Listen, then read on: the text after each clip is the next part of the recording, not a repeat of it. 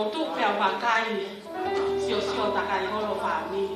Hange ko o yai hame ai more. Ka fatoka na mai fa mana tu mai fola ta mai ke tau. Fia ma upe. Ta mai ke tau lotu ta Tupou. Fa feta i he me a ko to ape. Ko hai me o hanga o tua fa fo wa e tau mo mi family. Ko palani pe ai o tua. Ka tau ki tau a ke tatari e loto hanga mai. Ta mari ta fia. He ko tangata ya ko fe ilo aki o fa mai. Ko tangata mari. E te rea tu kita ya kambo pe a fe ilo aki o mari. Fa feta i ki e ki. Ko ene teresi. Ne hanga ome ki tau tolu, ki tau whiha ake e whiawhi ko eni. Tau tu uta ke sapa te tuku. O e taulanga hono ua. O e wafe waono. Pau tau mo ki tau ua ke ta lea whakawhetai. Hallelujah. Amen. Ne ongo ko e tau ihene ongo family. Family o lo saline. Family o FaiLotu. Pea tau hau me ngai funga waka keke. Whawheta inai pekia sisu kalaisia. Ke ne holoke a wahe. Ta iheni, ta amanara ki lelei ke eiki ko sisu kalaisi. Mo ene fola he fiafi ko ni tene hanga la vei holoto. Whawheta iai whakawhetongi, iai whakaliliu. Iho mo ui. Pea o koutu ke whakafofo ngai atu. Ai tangata eiki Faifekau Mosese Siale ka umaha nohoa. Toko ni haofanga vai mo nohoa mo e poate ai tari lelei ai toko taha kotoa pe u he malu e whare koe ni. Hange koe ku lawe ki mua o ku iheni, o ku tau iheni mo e whamiri o lo saline vai ka umaha FaiLotu he ofa vai. Pea pehe foki ki a kete kina hautoru kotoa pe. Ai family mo maheni pea oku iheni akina tolo kulava mai mei nu sila si fangatehina o FaiLotu pehe iheni ai tunga ane o losa lava mai mei Amerika fafeta mo si family na si lava mai mei Brisbane fafeta ke eki koe tofa hala ai otua ne hanga omi mo ui a tau tol he fiafi ko ni. Pak tau mo ki tau tol ke tau whakawhetai, whamalo ke o tua. Pak o atu ai tari fia ke toko taha ko toa pe. I he fiafi ko ni, i he huafa sisu kalaisi. Ta mai koe huafa o tua ia koe taua mahalohi. O ku hola ki ai maa oni mo ui ai. Pa koe ngahi aho ia koe ni family, ta hola pe ki ai. Ta hola pe ke iko sisu kalaisi koe malu a ngā peia. Fe tuku pe family toi pe he huafa sisu kalaisi. Hallelujah. Whakawheta iki he eki.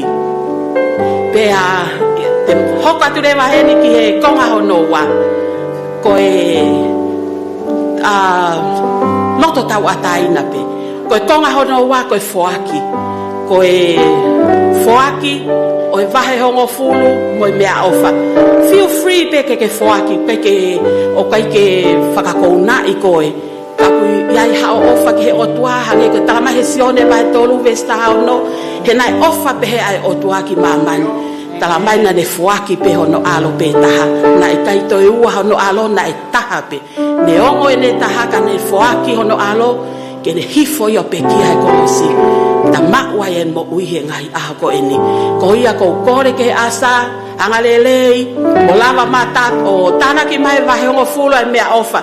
Tala mai he o tuaia tene whakaahava e mata pāo langi. Pa tene hanga huhua. Tala mai tene huhua ia pa kai ke ha mea te ke lava o whawaki ki ai e tāpua ki ai o tua. Whalala ki he eiki, ko hae mea o ke mau. Feel free pe ke foaki. Ka koe ke ha mea ia ke foaki e whiawhi koe ni whakawheta i ke eiki. Ka koe mau polo kalama tuu a anga pau pe. Ko no tari aki mo tolu ko toa pe. Si kāinga ku lava mahe whiawhi koe ni. Hoko atu me tāna ke we waho fulu. Ai mea ofa. Ko ho foaki a onga ia ke ngā ue ai o tua. Hallelujah. Whakawheta i ke eiki. Ka hui waha omi hahiva. Kua whakawa ai mata pa o he wani.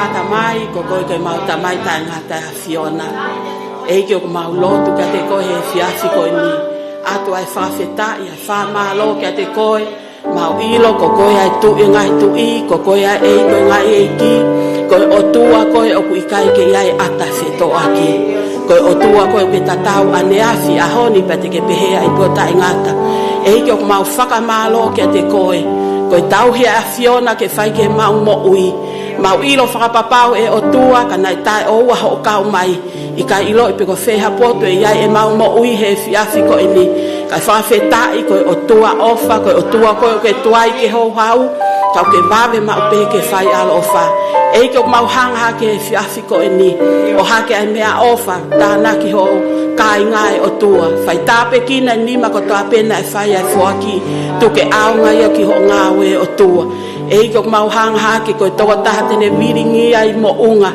mana va ki ho folo folai o tua mau loto ai poto ai afiona e mama ha mi te koe fa fonu aki ho tamai o ki to ke ne lea malo he ki ho folo fola a ko ia ki mau tol malo ki I pe fa ton ton ak mau tol ke mau tau mo nga we ai afiona e ki o mau I heni mo lomu ka mai kai nga me hala mau koloa fai tape kina ma nau mo ui e o tua tuke mau ha whiohi anga fia e o tua ke mau whanongo ki ho folo fola he fiafi ko ini pa ke mau wahe aki ai e o tua eiki koe haelele halangi hangei ang mau fia ke mau whakafoki ke whakateunga ki pea fiona e kalai sisu ko mau whakamo ui amen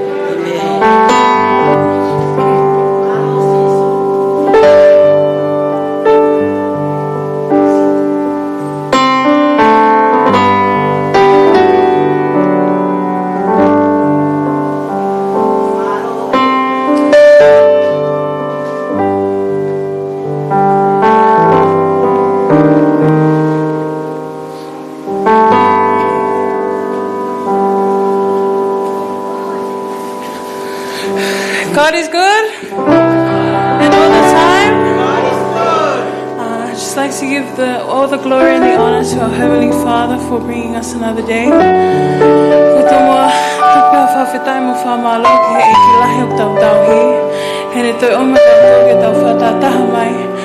I don't know where you've come from, I don't know what church you've come from, but I know one thing is that we all serve one living and faithful God. Amen.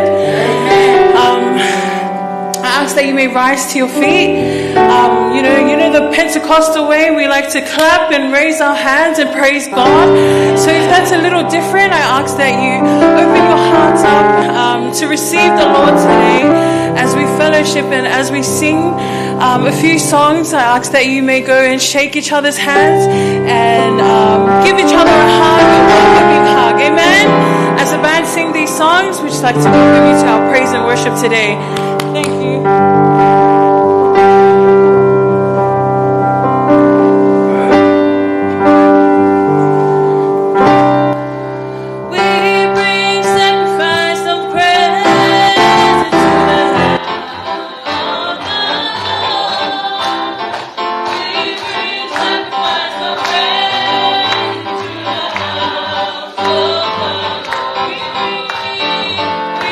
Praise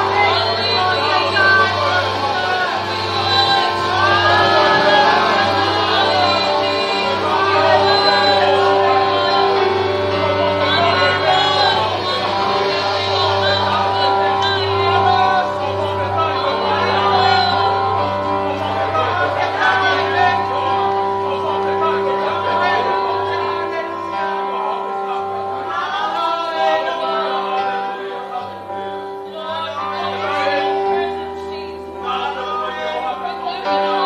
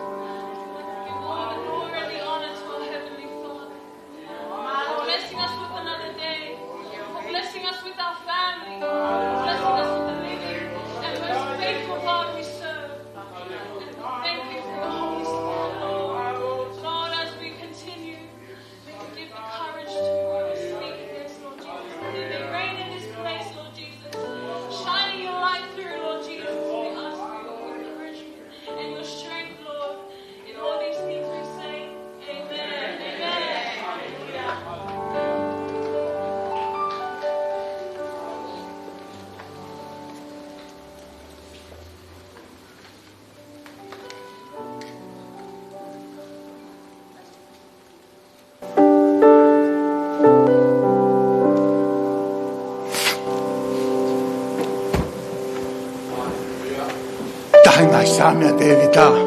They ordered the book of the Psalms of David. Ko ni lea. Na ku fia he na pe mai. Ta walu hake ke fare Jehova. That I was glad when they said, "Let us go into the house of the Lord." Kangalot, family. Church, family. Te kore ko mo tol. I ask you all, Yai mo ha hiki. if there is Hange ta walu hake. a shift, Yai te ho ta lo to. or there is a preparation Ke ta in whanongo heart, ke folo ai o to. it is to hear the word of God. Kore ke whakatapu ke lotonga o tua. I'd like to pay my most highest respect to our Heavenly Father, Pe ki alom and o also kau to whaifatongia. our noble Ai ne afio. Lomo from Kala mau Tupou, kolo. Kau matapule. and also to the elders. At foki e ku whakatapu ko ngā koe kau Faifekau. Also like to pay my respect because we are Tau here kau with whakataha pastors, i he malanga whakamui taha. that we are here together in this Ka whaere last sino. sermon before we Wheloaki ki lay whaitoka. FaiLotu to Whapapa rest. tu ki si kau whineiki. I'd like to pay my respect to our Kau maa mothers kau tangata eki. Kau and kau also our whakataha. fathers who are here with us this afternoon. Whamore more pe kau kuaha taha o ku whakatapua. Pe mala e lotu kau koe ki ulawe. I ask forgiveness if there is someone here that I should extend my respect to. Ko e I poto acknowledge you poto pe here with anu us. Amen. O gea ki hiva. Ko whaamu ke mou hiva. Tautu pe. There is a song that I'd like us all to sing while you are sitting. Ko hiva ia te uto me ai, wia e laini e hiva ko ni, ko ka veinga ia malanga whaosi. And in that song, there's a line there that will be the topic of our Ki sermon. hiva pe he whakamalo eki. And the song goes, Whakamalo eki. thank you, Lord. Tuku hoka Thank you, kai. Lord. Ke hiki o. Let your people lift your name.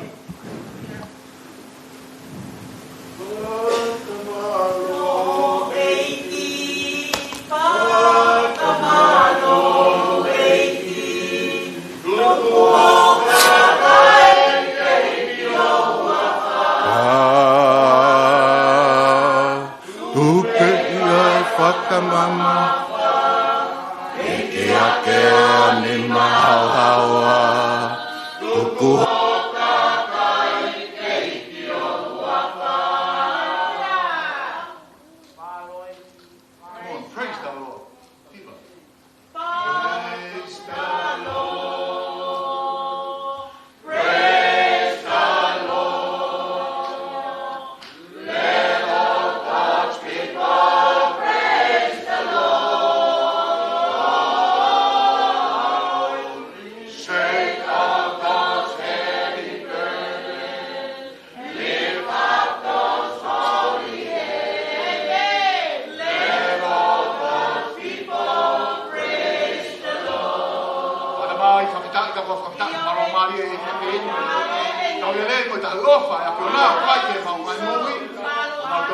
Elei mai ai e fiafi ko eni.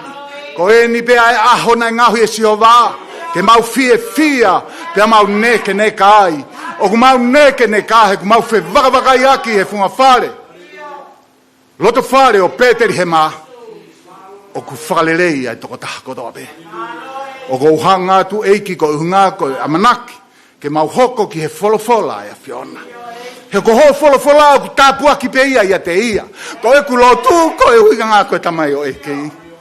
Pania ki au ho lau maali e. Ko e hui ke whaka u aho leo ofa ki he loto o e toko taha kotoa pe. Kau koe i he hoa malanga o e ahoni.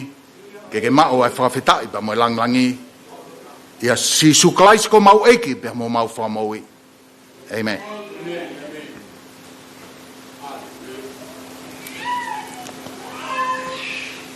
Tohi, ke whai mea ha malanga, pōpō ma ki tau tolu.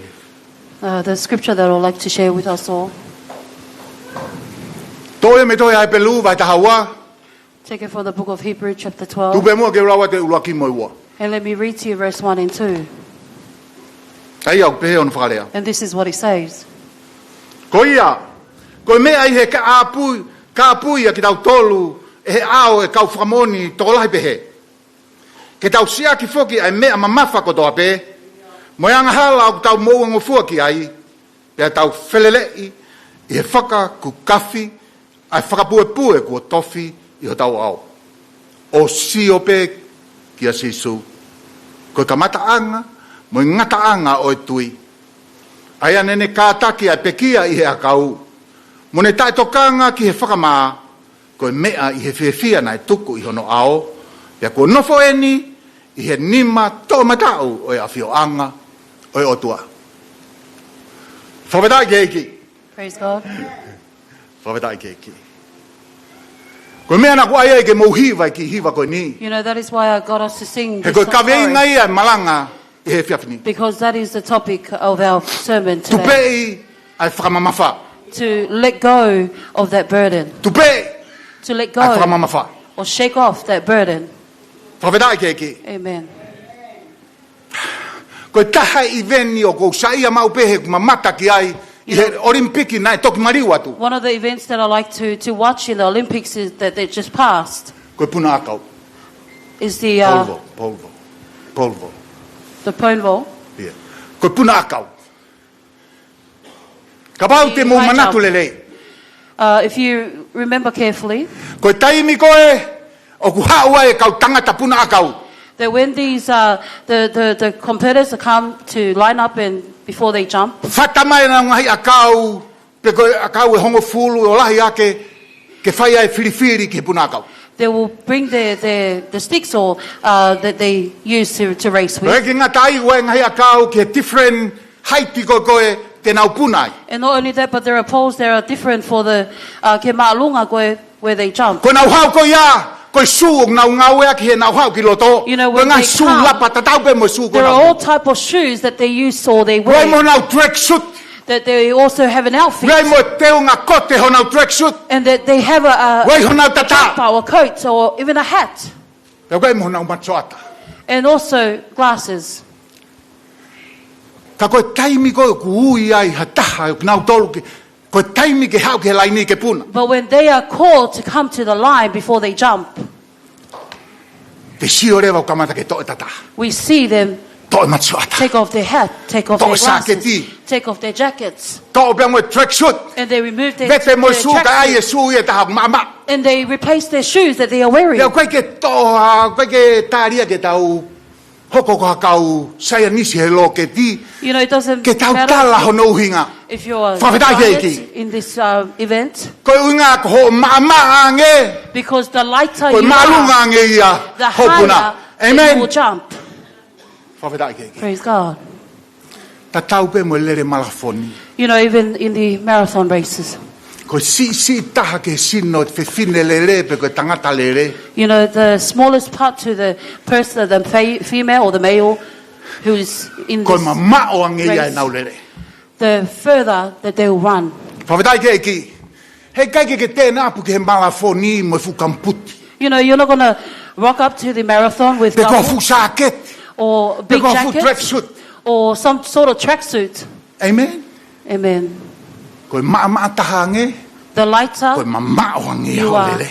the further Amen. you will Koe run. maa nge. The Koe malunga nge ia. lighter you are, the hopuna. higher you will jump. Whawhetai keiki. Praise God. Koe whakatokanga tatau ia nai whai he tangata koe nani tohi a he So this pelu. was a warning to the author of the Hebrew.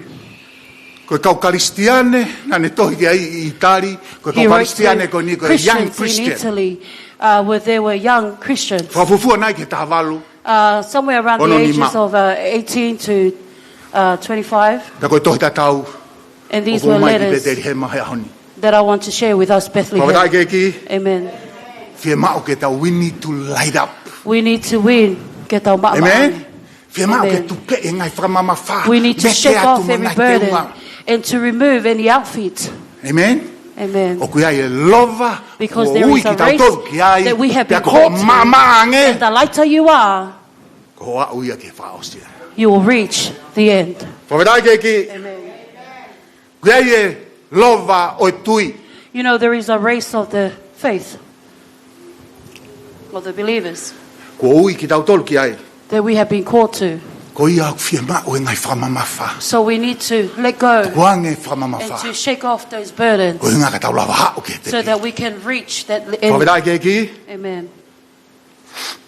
Petelihema te ke tau wako tau to ke tohi a he pelu. You know, Bethlehem, we haven't learned about the book of Hebrew. Ka koe tohi a he pelu. But the book of Hebrew Koe whakatokanga ia ke kau Kristiane. Koe kakai. O koe ko hinga na young Christian. was a Koe warning whakita mai. to the young Christians. Koe toki ta whoki ke he lotu And whakaristiane. this was the first time that they turned Ka and koe became uhi koe Christians. ka koe uhi koe whakatanga. But because of the persecution, Na nau loto na tol ke nau whoki ki he safety koe o lotu whakasiu. that they wanted to come to the He koe lotu protection whakaristiane o whakatanga i. of the Jews. Ka goutui. But I Neo mo te believe kai ki tau wako e tohi a he pelu. that even though we have not learned the book of Hebrew, Ko ki mūtol ko tohi na ku mōs whanong mo tohi pelu vai tā taha ve suraki. that you and I have all read in the book of Hebrew. Amen. chapter 1. Kamu Amen. kamu pe ko ia ki pe heu. Just nod your head. Ko whera ke ki. Amen. Ko tui, ko You know, tuunga ia, o ngahi mea, o ku amanaki ki ai. It's the foundation of what you are going to look Ko forward to. whamoni o ngahi mea, te Or ki even te ha mai. to testify to the things that is not yet to Te whanong happen. ko e veso no tolu. You know, you have heard the verse 3. Ko tui, That o the ku ilo faith- iai, nai whakatupu, e ngahi, ai ngahi mama, e wholofola ai o tua. Comes from the light of God. Ko ia, ko ngahi mea, o ku ilo ni. So therefore, what we know Nai kai ke whakatupu a ki ia, ai ngahi mea, nai ha mai. did not happen without a reason. Ka pau te whatongai le, ko tui, o tau ilo iai, a power, You pe know, ko faith mangalohi, is ai that wholofola ai we o see tua. and we Hina ane realize wholofola the pe, power of the word pe ane of ngahi a God. mamai. Because he worded and the world happened. Ko konga hono ua ko tokangi. You know, the second part is what I... Ko mea katoa koe tau sio ke ai I mamani. Everything that we see here in the Nā moe world, pulupiti koe ni kou tua tuki ai. even in this pulpit that Me kai ke ngahi e meha mea ha mai. it was not created from something. Ai au kumahino ka inga lotu. So we O understand kumoni here, ang church, heavenly realm. Pe ko spiritual well that the I heavenly maman. realm of here in the world Amen. is true. Amen. Te ke toku manatui. Pe te toku iao whakau kau. Te mire whoke You know, kia. you probably remember this when you... Kou tui au ku mōs whanongo I he veso no no. I believe that you have all read and heard Ka I he tae mau e tui. that if we do not have O faith, ki kai mawhai hono whawhi maari e. then we do not have peace.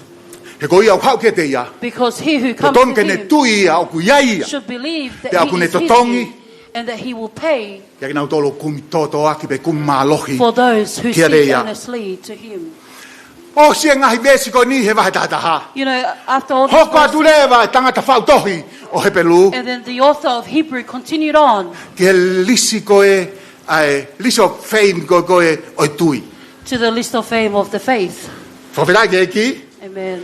hoko atu ki a Enoch, Then we moved on to Enoch, hoko atu ki a Noah, and then Noah, hoko atu ki a Moses, and then Moses, hoko atu ka Abrahame, and then Abraham, hoko atu ka Sekope, and then Jacob, hoko ka Josefa, and then Joseph, ala atu ka Daniela, and then Daniel, ke Evita, David, Samuela, Samuel, pia mo kau palofita toko lahi, pia And mo kau also many whiwhine, other prophets. o ku asi ai, and women, te fu'uloloa kau ka whakalau atu. and the list will go on and on. Katoa e kakai koni nai lisi, ko So, kakai nai ha, na All of nau these a people who Eva are part I he of the tui. list, they all walked in faith. Na nau mou I he tui, They all lived in faith. pia nau mate pe, And te they all kuke mau pe e died. nau tui. And they stood firm in faith. Tala mai he wholofola, You know, the word tells us here, na mo mamani, even the peke nau world, tau nau tolu mai kakai koni. they are not worthy to be like these people. O sia pe hoko atu ai a kou tui, So after these to tonu e passed- ngo vese ua koni ke kei hoko atu pe And vai then the tata. verse continued on. Hoko atu lewa ke vahan taua. And then in verse 12, Tala noa I lewa I he vahe tahaua ka panak whanongu ki he re son na kulau atu. and then in verse 12, if you listen Ko fu carefully, kakai koe ni nai lisi, he lisi o kau tui. that these people that were listed, O kunau whau e nau tolu e ao People o e of kau faith. whakamon. that they were created in people who were to become testifiers, Cloud of witness. or the cloud of witness. Nau whau e nau tolu. So they Ai were ao e kau created whakamoni. in among the cloud of witness. Ai au kai peke mālolo pe o tau ngai whamiri kua nau hiki atu. So the people that have passed on are not just resting. They're also watching us. Ka kunau- Hallelujah. Amen. Hallelujah. Amen. They are watching us. Now, see on my bear. Mahu inga ia Petelihema. So it is very important, He Bethlehem, ko whakapapau atu. because Ko I toko assure taha ko you toa pe I whaleni. that every single being here, E au ke aho ko more hofa. that when your loved one Hange ko is ia passed on, like tau what whongai. we witnessed today. Amen. Amen. I he anga e tau a Eva. How we Ko journey ka inga lotu ko kau karistiane. as Christians, E ai aho ko koe te ke tau tui mua. one day you'll be sitting from Ko the hui ko front more ai o whaanga. because your loved one has passed on. Pawedai ke ki. Praise God. Kau tala mai he tangata whautohi ko ni o he pelu. Ne kai ke ilo. But the author of Hebrew tells us here Ka pau ko tau ka inga ko ia ko mole. that if our loved one has passed away, Koe ka kaina e mo ui. I he tui. and if there were people who lived in faith, Ka pau koe ka kaina nau tuku lolo. Ki he eiki ko si and if there sukalai were si. people who surrendered to the, Ka to pau the ko ka Lord, kaina nau tau. Ai tau lelei. and if they fight the great battle, Pe nau whakaosi alova. and they endure the race, Pe nau puke mau e tui. and they hold on to faith, Hanko lau koe kau panang. There are like what in a the better place now. European says. Nau i Amen. whetu nau tolu. O to lelei ang. That they are in a better place. Amen. Amen.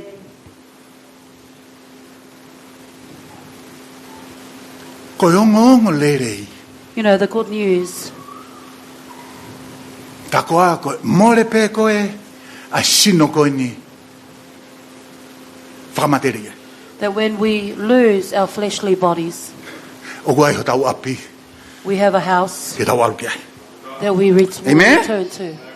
Koe api koe a talamai koe ke ngahi a kia You nima know, that house tangata. does not Ai o koe belong no ngā koe to ha. man, It's eternal. because Oku the house is tangata. eternal. Pawhetai ke ki. Amen. Koe ongo lelei. You know, the good news O ka tau ai tau lelei. that if we fight the good battle, O koe ai e kalauni. that I there he is a wani. crown O in tatari heaven mai mau. that is awaiting. Pawhetai ke ki. Amen. Koe ongo lelei. The good news O ku alua sisu o mumu ai e tau tolu. is that Jesus Ke will teu lead teu hapi. us and will go and prepare heaven. a house in heaven, Koe ngā. Pento because poki mai ke mau ki tau tolu. He Ke tau will nofo return mo i tamai to o gather tangata. all of us, and that we shall live Hallelujah. with our Heavenly Father. Ko ia ko kinau tolu ko a Eva I he tui. So those who walk in faith Ka kua nau hiki atu. and those who have passed on, Nau tautu nau tolu ho nau whare whakalangi. they Nā are te te. resting in their heavenly home, Amen. Moni. waiting. Amen. Kau tala mai e toi tapu. But the Bible, He O tells ko us nau. Whakai ai mai ki tau tolu. that they are Pas- encouraging run. us, and they are clapping and encouraging us to run, Lere. Ai whakapue e tui. in the race. Ki whakaukau. Ki ANZ Stadium. Just a thought to the ANZ Koe Stadium. whakakaukau.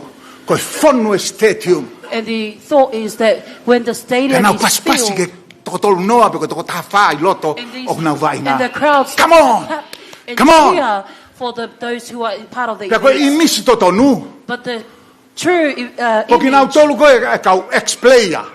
that those ex-players, Nau tau tu whakataha. that they are sitting Pea nau together, paspasi ke new team koe koe. Nau and loro they tonga are vai also ngai malai. cheering and clapping for those who are the new players. Koe mea I au hoko ke tau tolu. So and that is exactly what is happening with us. Ko ki nau tolu koe ko osi e nau lele. That those who have Nau puke finished mau e the tui. race and they held on to their faith, O nau kei whakasio mai. Mo paspasi mai. they are watching and Hoko atu pe clapping tau lele. so that we carry on or continue on the race. Whaosi a lere ko futu i o tau au. And to endure or complete that race. Whaosi a lere na nau kamata ia nau To tolu. finish Sa off ko nau the malolo ki nau race that tolu. they have began. And Amen. they now are resting. Amen. He koe tau lere ia tau tolu. he Because taini. that is you and I's race. Koe lova ia ma tau tolu he taini. That is our race. Ko whia mai toko tako toa pehe ahon. You know, I need every single one of us Ke mahi no I mua. to understand Ko lova ko kotofa mai toko taha ko toa pehe taini mi. that the race that has been Ai set lova before ko us, ia ko osi. the race Lava ia he toko lahi o tau ka inga pe ko nau malolo. that many have overcame, Nai tisaini pehe o tua ia lova ko ni. That God Ki mu au has te ke designed whare i ki tau tolu this race before you and I were born. Pea koe mea ia o ku whotu mai he tangata whautohi o he pelu. And that is what the author of Hebrew here Ki says. Petelihema pa moe whami. And to Bethlehem and also to the family. Kua fulahi ai mea kua whai he o tua mā ki tau tolu. God has done Kua so much fulahi for ai us. tāpuaki kua whai he o tua mā That ki tau God has tolu. blessed us Ke so tau much kuiti ai lova for o us to tui give up o kui tau tolu kia. the race of the faith that He has set before us. Amen. Amen. Whaweta ki o tua. Praise God. Kua lahi ai tāpuaki kua tāpuaki a ki tau tolu he o tua. That God has blessed us so much. Ke tau whakapiko piko. So Ke whakaosi e we lova. become lazy, Kua ui ki tau tolu so that kia. we do not complete the race that He has called us Ko tau to. taimi e ni ke tau lova. This is our time to Ko run. tau taimi e ni ke tau e tau lele. This is our time to fight that battle. Amen. Amen. Ko tau taimi e ni ke tau talango fua. And this is our Ke time tutuni to ai o tua. obey God. Ko tau taimi e ni So ke tau this puke is mau ai tui. our time to hold on to Ke faith. tau a eva And that to i walk he tui. in faith. He ko kau ao kau whamoni. Because of the cloud of witness, Nau pas mai. they are cheering us on Lerepe. and clapping O e foi. and telling us to Ka taki run, pe. to do not give up, Lerepe. to have courage and keep running. Ma lo sisu. Thank you, Jesus. Hallelujah. Hallelujah. Lerepe i he whakakukafi. To keep running Lere i he whakataki. with patience. Ko lova ia tui o lele i he That whakakukafi. is the race of faith. Tau lere whakapuepue i he We run whakakukafi with i he endurance, kātaki. with patience.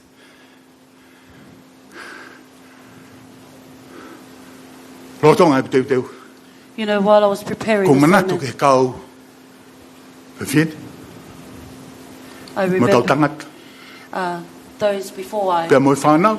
and the children I he kutui. in my faith, O nau kau.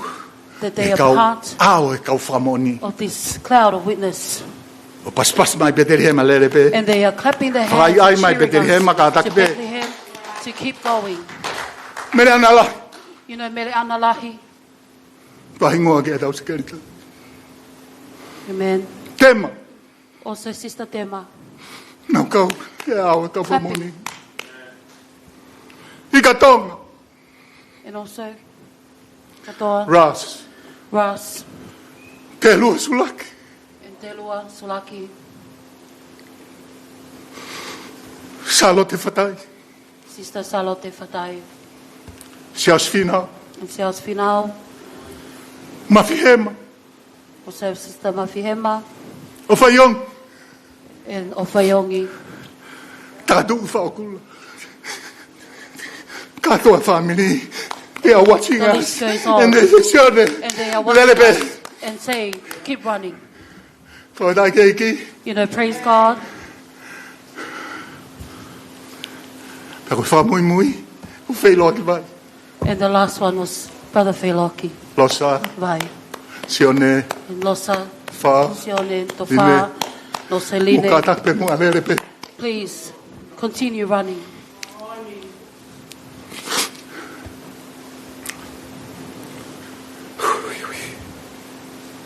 Lere.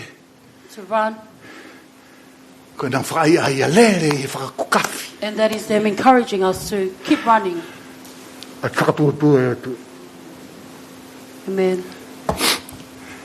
E ko lova ia koe na nau whausi. Ko lova ia Petelihema tai nem. Because the race that they've completed, Koe ni ho tau tau Petelihema. this is our year, Bethlehem, Ke tau hoko ai ke lova o so tui. that we can continue on to that race. Amen. Amen. Koe ni e tau. That this is the Ke year, tau turi ai. Ke whai whingalo e ki. is that we complete and fulfill God's will. Koe ni e tau. This is the Ke year tau whai totonu. that we become Ke mea tuku e faithful o tua tau nima. for what God has placed in Amen. our hands. Koe ai Petelihema. Therefore, Koe Bethlehem, tau a wheu au no. 2026, Koe tau ia ke tau tau e tau lelei. that is our year, Tau tūhake, rise up that we stand up. and fight the good fight of faith. Amen. Ka whatai ke iki. Ka ke tau lere ke ikuna. so that we will run with victory. Ue ngai whakamamafa ia fie mao ki tau tuang. You know, there are burdens that we need to let go of. Ue ngai mea ia nau hoko nau tolu ko whakawhea atungia ke ki tau tolu. And there are He things that taimi come o in our kui ai way tau ke lere. that when we are called to run. Amen. Amen. Ka pau ke fie mao ke lere, If ke you want to ikuna, run and lere, be ke lavai, run, lere ke overcome, and run so that you can endure. Ue ngai mea ia tau loto. You know, there are things in our hearts Fie mao ia ke tupe ia tu. that we need to shake off. Ko ngai mea koe aku nau whakamamafa nau tolu. And those are things that become a Ke burden lova to ko ui us. ki tau tolu ki tau lere The ai. race that we have been called to Ko run. petai ke ki. Amen. Ia taha ku ne ongoi. You know, if there is someone Ko here ui ia that he o feels tua he tau koe or ni that ki ha God has lova. called you to a race this year, Ko petai ke ki. praise God, Te utalatu pa whakatokanga atu. then I'm going to tell you and Ia ngai warn mea you. ke shake off. There are things that we do. Ia ngai whakamamafa e ke tuang. There are burdens that we need to Ka tau shake lere. off. Ia whakakukafi. That we will A lere. run with endurance O tui.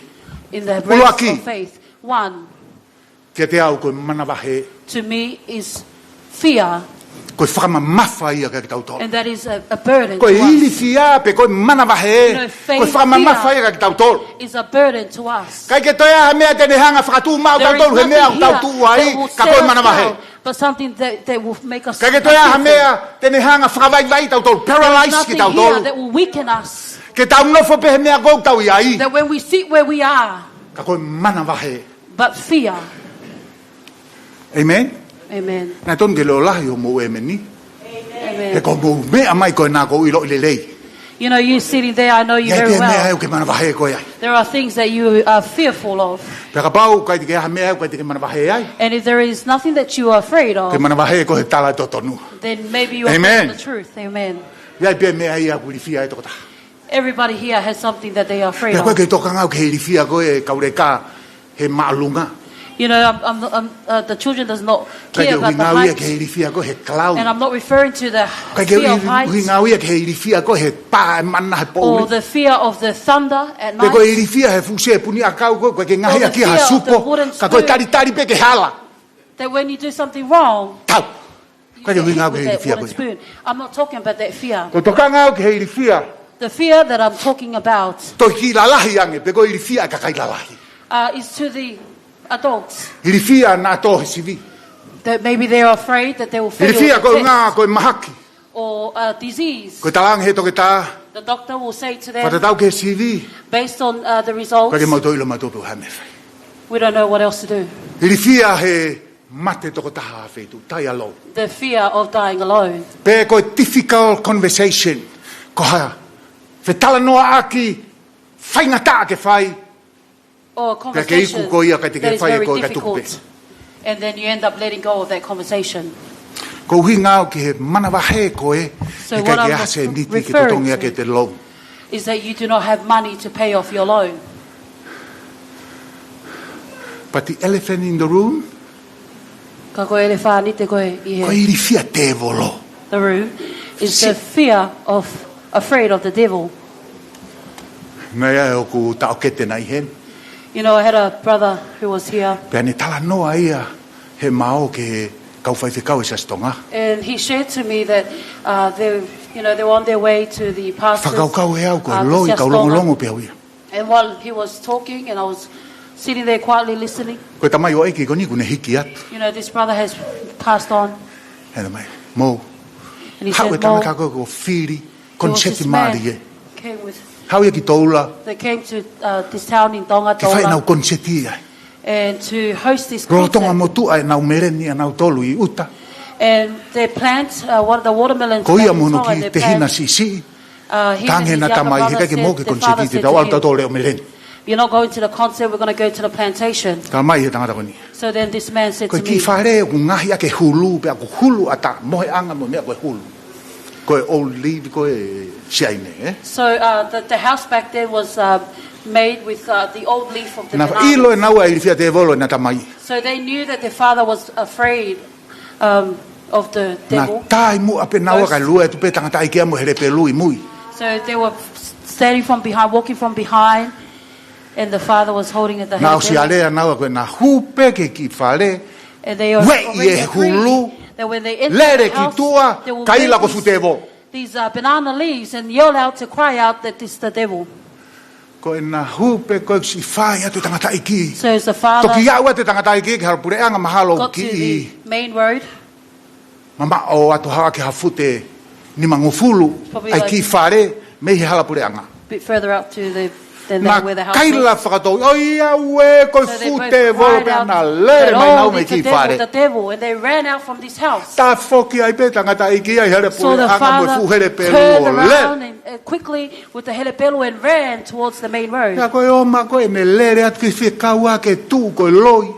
And as they kept running towards the father, Koe to to tell e him he o was ma nge alive, ia ta taha motua pa koe the ne risia na. faster ran, that they Koe had na tama ran. ke here pelu ka si lave ai. But the sons were more worried because he was carrying a helepelu.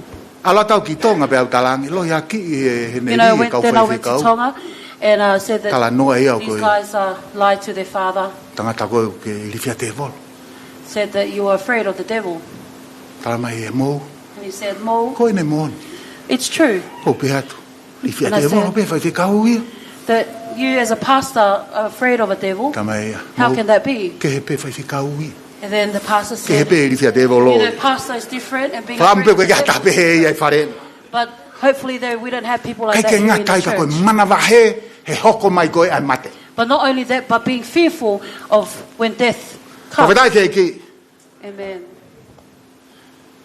Kai ko hanga hala mana wahe ia siasi. You know, fear is not a sin. Ka pau te pehe. If I was to say Kai ko hanga hala mana wahe ia. that fear is not a sin, It shows you are human. o kune whakahā mai, He koe taimi lahi. because We walk many by times feeling. we walk by fear. O tau ongo i pe tau tolu. And then O kui we ai ke feel- volo. Ka koe ki ai. That sometimes there is a devil, but there is no devil. Kei lo mea ko mari e ia ai. You know what I'm amused about Koe foi lea koe fia. is the word Kai ke toi manawahe. kau e Lord. It's not Lord, Tu toko taha pe koe ai mana wahe i he folofola. but just the word alone. Whiunga me foi Fear. lea tolu ngea fitinima. Tolu ngea fitinima. There's the word fear shows up in the Bible 375 Koe foi times. lea koe tui. The word, Ata the ape. word faith alone Ua ngea whaafitu. is Ua ngea whaafitu. 247. Aia koe mea une tala mai ka inga. Shows up in the Bible. So it tells Vavea nge us tau tolu ia, pa whaingo fuang ka tau tolu e mana wahe. that it's very quick for us to become fearful He tau whalala ke hotua. than to have faith in God. Kia te au, kai koe opposite e faith. You know, Pe the koe opposite believe is of unbelief. faith. He? Amen. O kai koe opposite e tui, ai tae tui. That faith is Koe the opposite e opposite tui of ia koe unbelief. mana wahe. That is not it. That the Koe ngā he opposite talatu he tui. is fear. Hifo mei waka. Kita. Because, you know, the Lord will tell you to get Talatu off he from the me he. boat to the water, to Talatu he the mana shore. wahe ia. Oua, teke me remu. And the fear will say to you, no, you're going to drown. Paweda ke ki. Amen. Talatu he tui. But then faith will Try tell it. you, Keke, ahi'i, Ai ai. to try it. Talatu he mana wahe. And then fear will Oh, tell what? you, don't. Don't you dare. Don't you dare try. Paweda ke ki. Tapuia. Amen. Talatu he tui. And then faith Alu will ke toke then tell tā. you, go to the Tala noa doctor, ki ai. talk to the doctor, Te koe mea whia mau ka koe. and what they need from you. Talang he mana wahe. Kai. And then fear will Wango then pia ea. tell Ko ilu them pia ea. that no, I already know. Ko kia mea. Nothing will happen. Talatu he tui e ke alu. But faith will tell you to Talatu he mana go, wahe tautu. and fear will tell you to stay. O kui kai ko hanga hala ai mana wahe. So fear is not a sin Kai o walewa pe ke ni hanga e a dominate koe. until you are dominated. Pea kai rewa ke toi lava ko sio ke o tua. And O that's mana when you wahe. become that you cannot Amen. fear God because of your fear. Paweda ke ki. Praise God. Ke fola fola. You know, in his Bible, O ku ase alea ko ni. Don't be afraid. Oua. Te ke mana wahe. so don't be afraid, Tolu ngea ua no wha. 364 times. Lahi ange ia i whakatokanga mai toi tapu. And that is Whatomau. greater than what the Bible here Lahi ange ia i tells us whakatokanga mai toi tapu. to surrender, Baptaiso. and what Christ will tell Lahi us, ange ia i whakamatala mai toi tapu. and greater than what the Ke Bible ke rea i he tells rea us, ke he. that you should speak in Lea tongues i he palo fisai. and you should prophesy. Pe ko to se kau pe o tua toi tapu. Or any Ko other lea message koe from ni. God. Oua. Keke mana vahe. that this sentence, do not be Koe afraid, whekau lahi tahaia e ne asi it e is wholopola. one of the many times that you see written. Koe aho, i he tau, wheunga mo aho tolu nge au, ono, nima. You know, there is 365 days in a year. Pawhera keki, Praise God. hange nai o kupehe mai o tua, And it is like God is i he saying to aho us kotoa pe, every day, oua e mana vahe. do not be afraid. Hallelujah. Praise God. O kai ke o mahe o tua lau maari e mana vahe. You know, God does not give Ka us koe the spirit ha, of fear, ka koe maa lohi, but the te amo e spirit of ofa, faith te amo e and whakapoto love. poto. in Amen. accordance to Him. Amen.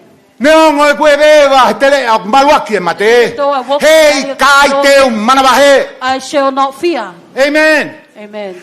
Sa me ua fitu. You know, Koe o Psalm tua 27, ko hoku whakamoui. that Koe o the tua Lord ko is hoku my mama. Savior, and E the ha, Lord is my hei kai teu mana deliverer, vahe. because I shall not fear. Koe o tua koe malo ko hoku malohi. Because God is Pea my ko strength. hai teu mana vahe kia. So who should I fear? Hallelujah. Amen.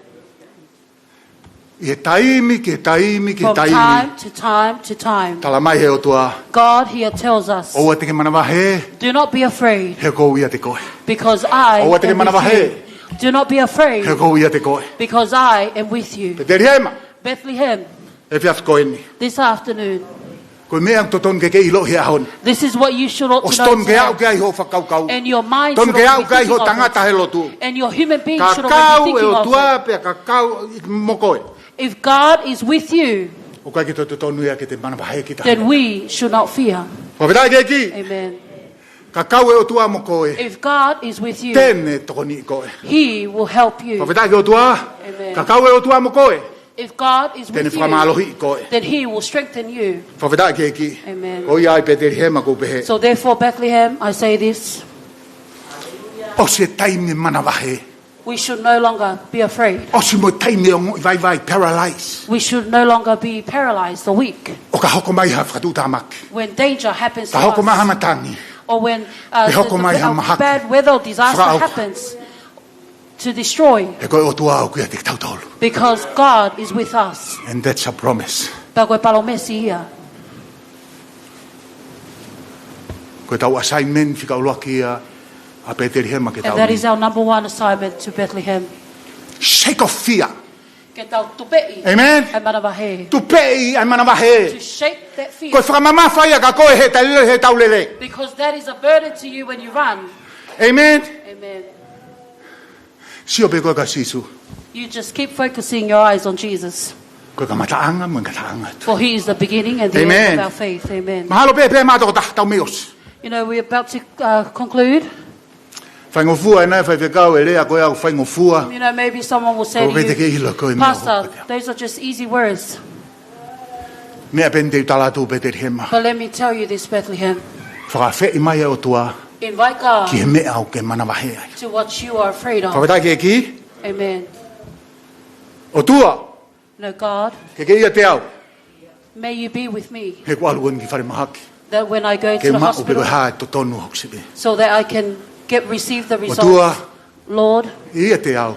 that you may be with Kau me ka tokoto ke mohenga mamahi. if I lay O to tua the ke bed ke ia of te au burn. mua he taimu ku osi ai Oh koloa. Lord, that you may you be with me when I finish all my possessions and my wealth. O tua ke ia te au mua. Oh Lord, that you may be with me He taimu ko uri e ki nai pa tukausia. when I'm alone.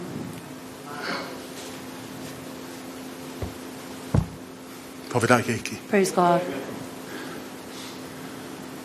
Petelihema. Bethlehem, O maa si whamiri o whiloaki. and also to Failotu's family Whamiri o losa. and Los's family. Whewhe ke tau. Lue hanga tonu me ahon.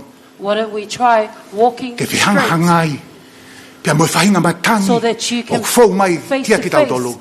with the disaster that is O about to tui, happen, ko sisu, o kia tak tolu. and believe that Jesus is with Ke you tau and alu I, moia.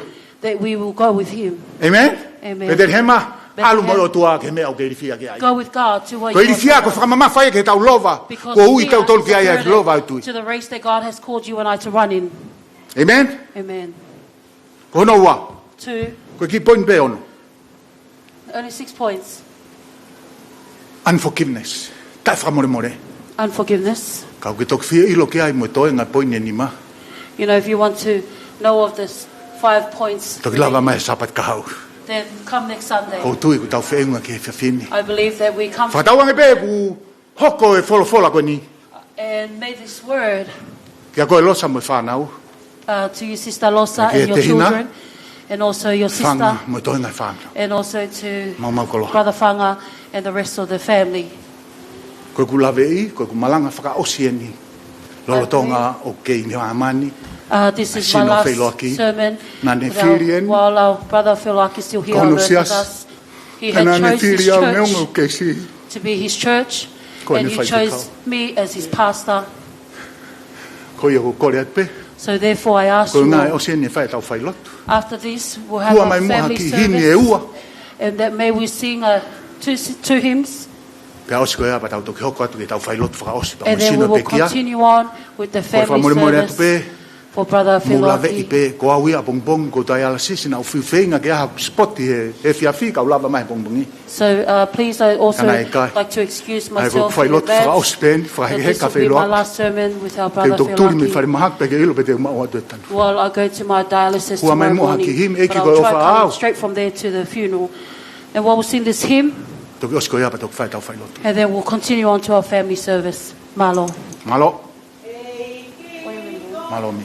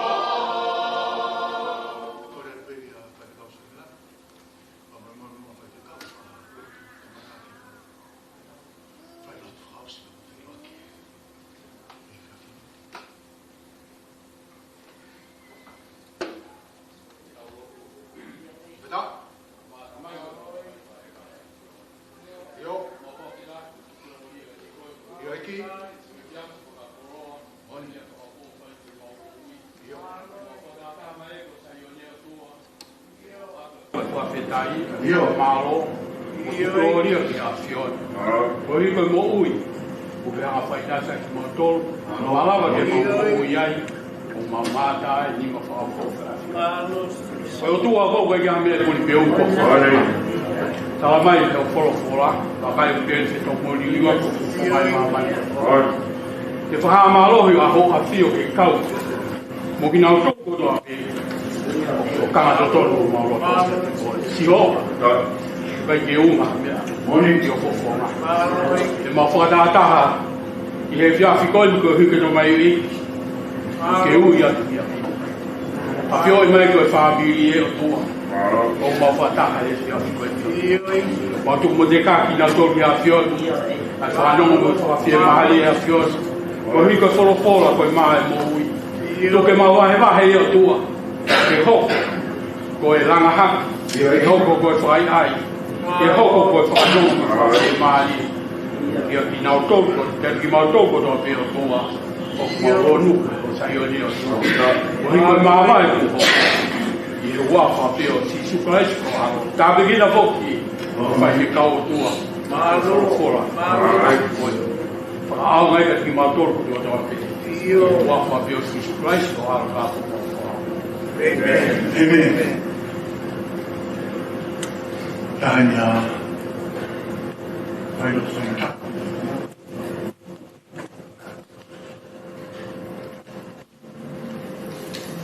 Ya ka pau wongu ke te au. Ko maheni pe. Ma ka nga ko fefe ki mo tolu family. Tau tonu ai. Ko folo ko mai ki falo lahia ki tau tolu.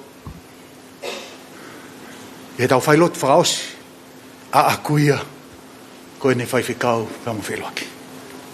Haia sa me teo ta no. Me son tanima. Pe ono falea.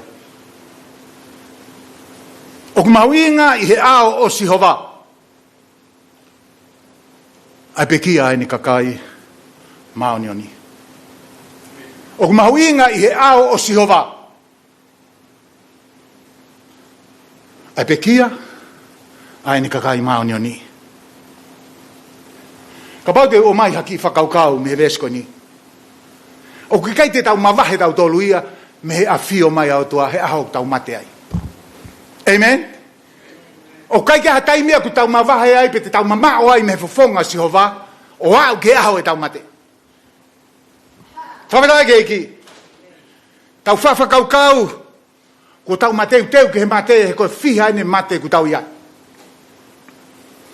Ka koe taimi ko toa peo kua fongi mai ai mate. Tau kei hovare pe. Moni. Whawherai ke iki. Tau kei mamahi pe. Ka koe mea mau ngau tau kei mateu teu pe. Ki he mate. Ka koe anga pe ia ho tau tangata o ku pehe pe. Ka kia ki tau tolu kau karistiani. O to tonu ai mate koe mea ke nehanga o whamanatu mai kia ki tau tolu. Koe mo ui, koe wa inga pe. Koe mo ui, koe mea vai. Whawhetai ke iki? Whatatau ke mao pe. More.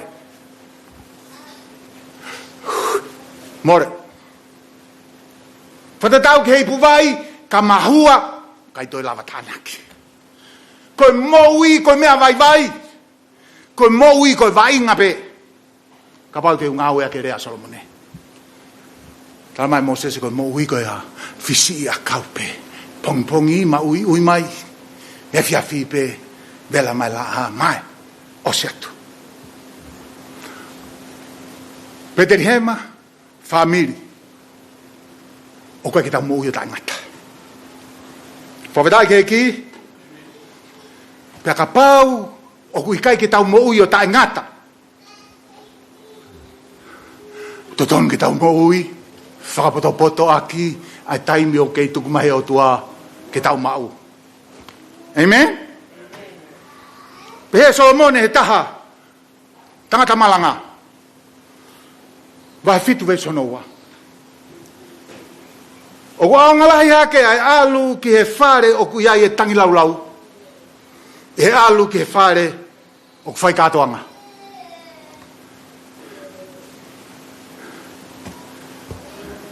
He mauilo ko alu ki whare tangi laulau ea. Ko tau alu ia ko tau ngatanga. Ko tau alu ki whare tangi laulau ko uhi ko hamate. Whamanatu mai ka tau tolu. Ia e aho taha kokoe. O kune whamanatu mai, e tau alu ke ape au whai ai tangi laulau, ko tau ngatanga ko toai. Amen? Pea ka pau ko ia. To tonu ke tau whakapotopoto. Ko tau alu tau ke ape ko whai katoa ngā. The next day, te whakaukau nā tō ko wheta imi ke tau tō katoa ngā. No. O ko au ngalahi ange alu ke whare o whai katoa. Tangi laulau. He ko tau ko anga ko toa ia. Ko ia, ngau e whakapotopoto aki a taime tau mau. Ko mea ni take mo wilo, famili, pa mo kai ngā lotu. Ka pau nai whanau ki tau tolu he manawa e tau whae, whamoromore, o whanga whakatapu. Ko e pau ia ki tau mate tau tau. Ko e ke ha mea e ko mo ui o taingata.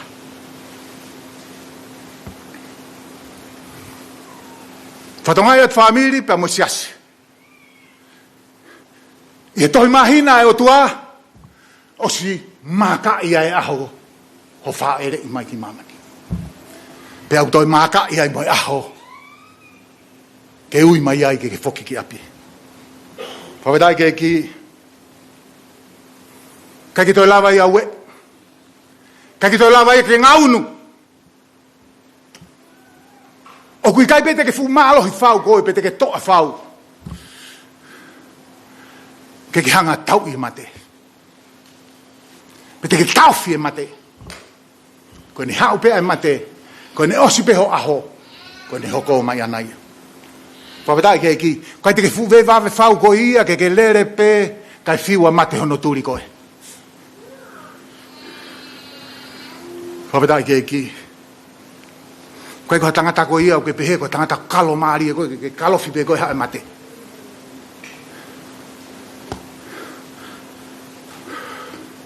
Koe whehu i, ka hoko mai kia ki tau tolu koe. Kuke mateu teu? Kuke mau? Tari pei ai koe. Whatonga ki tau tolu koe ongongo lelei. Neongo koe mate, koe osi ai manawa. Neongo koe mate, kai toi rea mai. Kai ki toi talamaha ne whiema. Oku i kai, koe mate, koe ngataanga peia.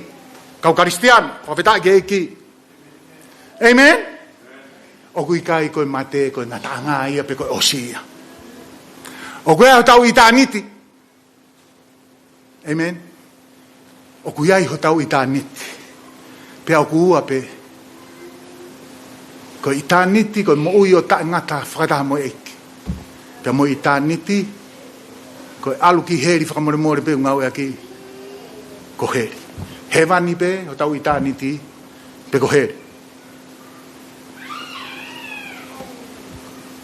Ko whehui, te ki whakamoreki, ho i tāniti ife. Ka pau te ke whakatonga i e wholofola nā kulau atu ka te mūtolu. O ku mahu inga i he ao Sihova, ai pe kia ai ne kakai mao ni oni. I he rea whakapapalangi upe he. Precious in the sight of the Lord is the death of his saint. Ki mūtolu kou ka ki lawa re wapa. Precious. Huia toi liriu e taha. God care deeply when his loved one die. O ko whaamu peke ki whatonga i, ai mamafa. O ko mamafa ki he otua. Precious. O ko maongonga ki he otua ai mate. Aine kakai maonio ni. Fatai keki. O te ke mauhala. Ko mate, koe mea ule rei. Amen? Ko mate ko mea whamamahi. Ko mate, o kune o mai a loto mafofoa. Tai mau ki he loto, he hoko ai mate. Pei he taimilahi he hoko ai mate. Hange tau o ngoi, e o tua, ko whea koe. E o tua, koe haku ke whakalongongo ai. O ai ngalo e tau tolu koe mate, koe ha to tongi au e anga hala koe mate. Pe ta mai paula koe mate, koe tau whiri whakaosia ke whakaauha. Whakatai ke ki, iskeri wahe tolu vesi hono tātaha. O kui kai teu whia maari e he mate ai anga hala. Tui whake tole rei. O kui kai teu whia maari e he mate ai anga hala. Ka koe le soni nā ku lau atu e au, o ku precious, pe o ku maongonga ia mahuing. E ao se ova ai mate, aine kakai maonio ni. Ko whia whakatonga ki tau tolu whamiri, ka umai Siasi. O koe e mate ki he nau ia pe koe koloria. O koe e moi mate o kuiku ki he mamahi tae ngata. Pe kono toi wharea taha o koe e mate tae ngata, moi moi tae ngata.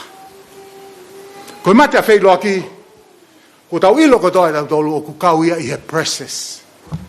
Mahu inga ia he ao o siova. Pe o ku care deeply ai o tu ai ke mate ni lavuan a whailoki. Koe kurea aki e ni. He nā kuilo ko aki nai whiri ke ne tauhi au tua.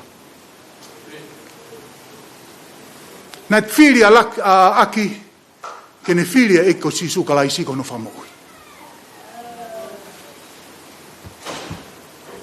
Ke nai whiri aki ke kampeke Siasi ke tokoni ke langa hake whare Petelihema.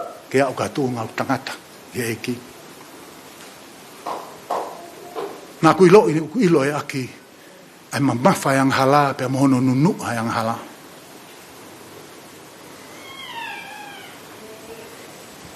Nā ilo e aki, koe o tua whai mesi,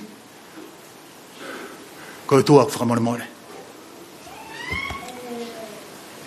Pe nā ilo e aki, ai mahu inga, o mea nai whai si su he kolosi. Koe ai, koe honi, whamiri pia mui ka inga. Koe ki tau kei hentau tolu ia ki tang mamahi. Amen. Tau hentau tolu ia ki tau celebrate homecoming. Ai whoki a aki a ki api. Amen. Tau hentau tolu ki tau uawe whawhetai pia mui whakamalo ki heo tua.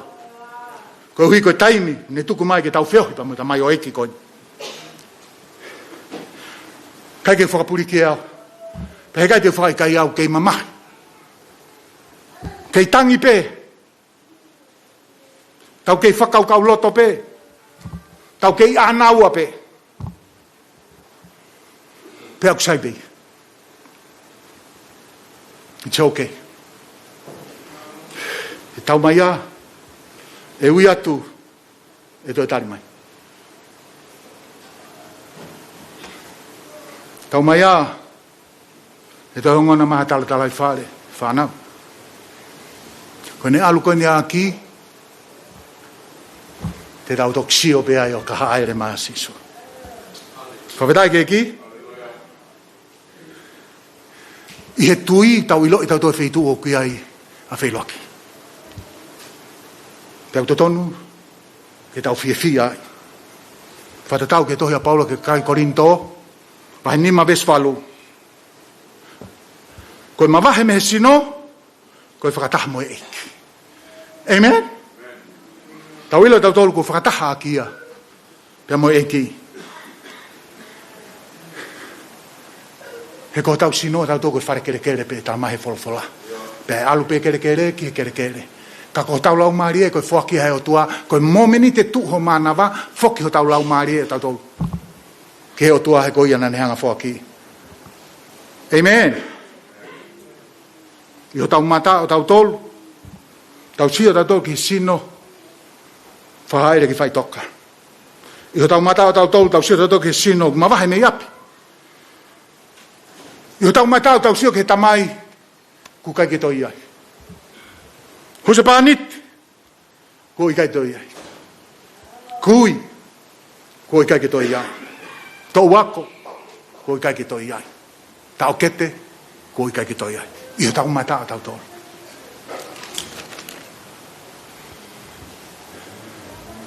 Kai e fofonga mai au tua. Ne tari lelei e ia precious. Mahu inga ia ke o tua. Ai pekia. Ai ne kau maoni o ni. Te talatu ha mea. Mo ilo e more koe pe koe our loss is koe keimi a hevan. He tau mai toi halanga. Tau mai toi halanga kete. Tau mai toi hanu nou e mana wā. Tau mai toi haloi mata. Whawhetai ke ki, ko sino nai vai. Ko malohi ai veni. Ko ne mau e ia sino ko malohi. Ko loto nai whama mahi. Ko whitongia ki e whawhetai. Pea mo honga ia. Ko mau e FaiLotu e malolo. Ko ose ne ngā ue. Ko lawa ia whakapuepue. Puke mau ai tui. Tai nimi ko mau hono kalauni. Ko nofo ke tawhaki hono eiki. Ko mau hono api.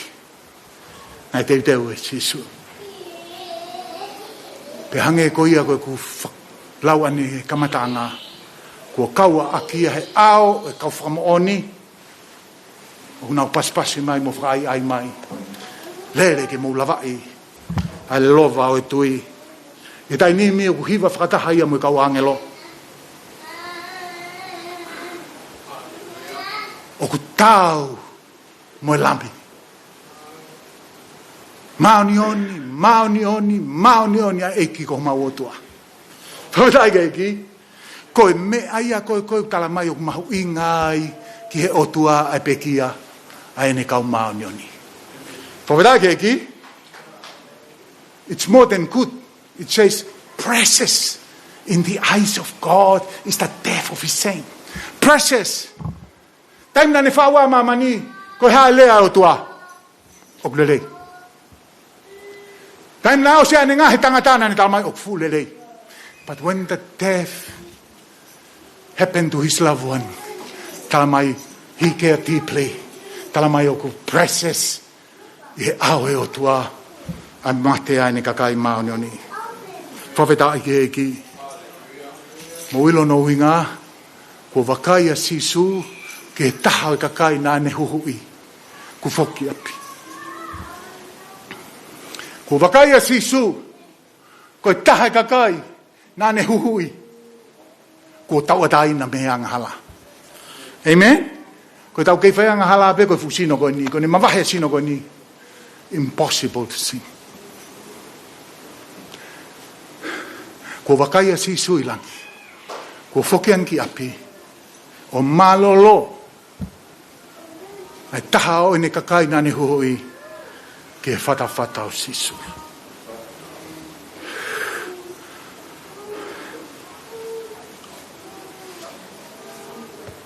He oku lava kotoa eni. I he mea nai whai e sisu he kolosi. Oku lava ho tau huhui. He mea nai whai e sisu he kolosi. Whawhetai ke ki. He mo ilo mea nai hoko he kolosi. O atu e tau anga hala. O tutuki a mo sisu. Ka o mai ene maoni oni. O whetongia a ki tauto. Pea he wakai ai o tua ke mate aki. Precious. Mahu inga. I hono ao. Whawhetai ke ki. Ko ia i oe fu mamahi. Tangi lau. Ka oe fu osi loto. Amen? E ia ho taha palo mes mai folofola. Ka pau ko tangata ko ke tau e tau lelei. Ka pau ko tangata ko ke lave e fa ko pue ku ke puke ma o e tui e to ai pe aho te tau toi mamata pe ki aki. I hono nau e taimi ko ai e he sino fa au auha a sino ta e fa au auha. Padawang be family e halave atu e tau FaiLotu i he fiafini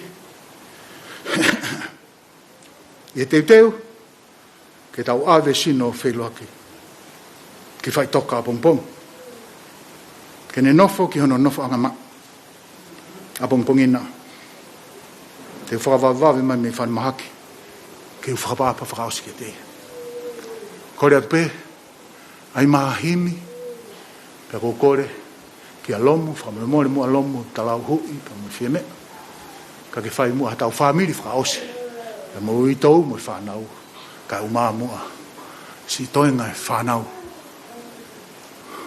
me hala mamau koloa.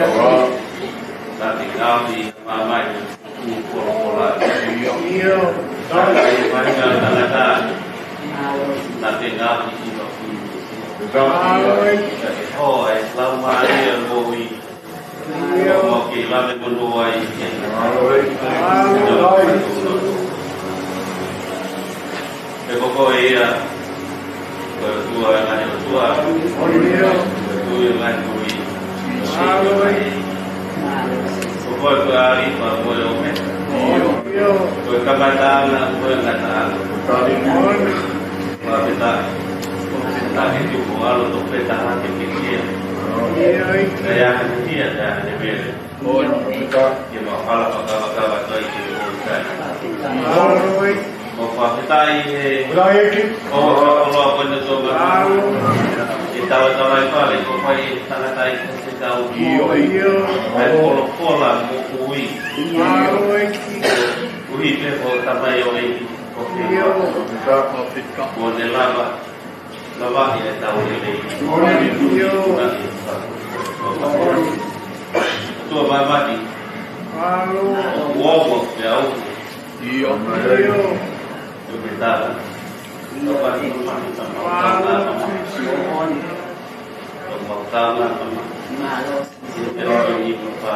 iya. Kalau memang tu yang pertama.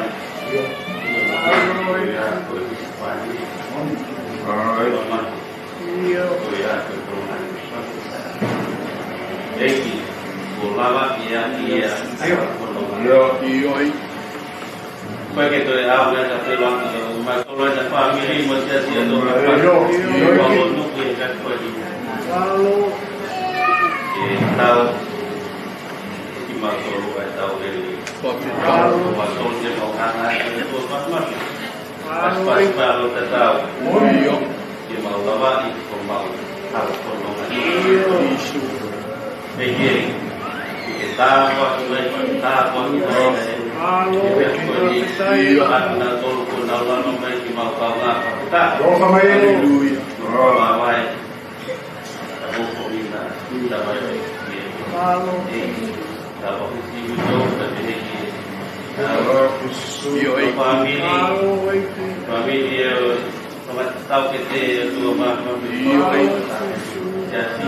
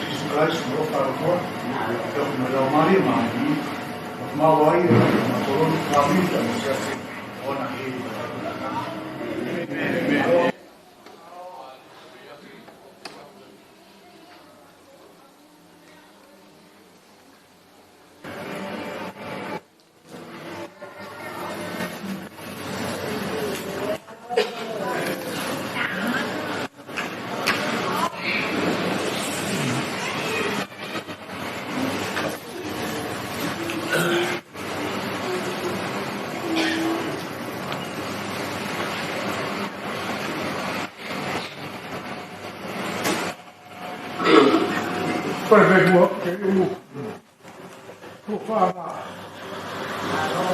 que por favor kita panau gaya ya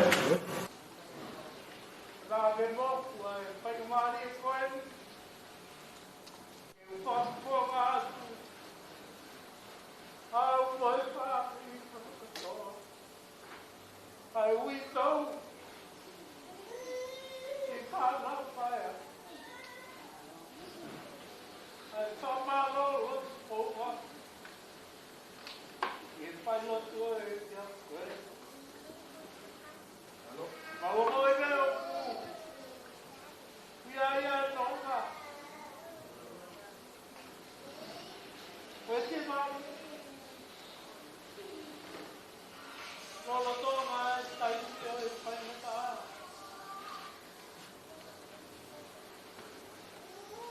hoy lo que todo hace Tupou Faka tumpake faka poki fa Fatai amene kima hai kita toe pakai ha aholo uhina weha na e pokoi okay faka petaki ie ga bea What out for money? FaiLotu peia. Oe mau whakakau, oe mau whakaapu. Kimo mai te lau maari e, oe otu a. Whakapulu ki mau tonu, e a kaua e koe Faifekau kai mai Siasi. Tau toi unu ke oki aki. Siasi katu. E koi a te e, ai nonga koe siena. Whamaro matena. Ien mo toru, kono katoa ke, katoa ke, tau kau kata ki keni, ki e te asoe. Kai ke umawe au kalea te unga. O whakahaupa atu e ai whakamaro ia te au ai umaha mau ki whāi mau mou lawei ai ngahi te whonga kehe tau kau ke whakataki ngahi kupu kehe o i whāi ngahi kupu te kau aki i he Siasi. Na moe tata koto te o i mo. Mamaro lahi atu. O rui koe lotu moe whakaloto laki. O tosi, tosi, o maro i Faifekau. Hatai, whamaro, whanau ame. Ame te lau forward mai. Toi mau koe. Ia te lua e aho pongina. Upai ai e tōru, e pai ai e whakahe ke heka, kōta mai oi. Whatawa, whatawa mani. Whakapuru ki tau tō. Te tau ongo i o tau ronga i e whia mani e ai e te Meleana tuapai. Aro.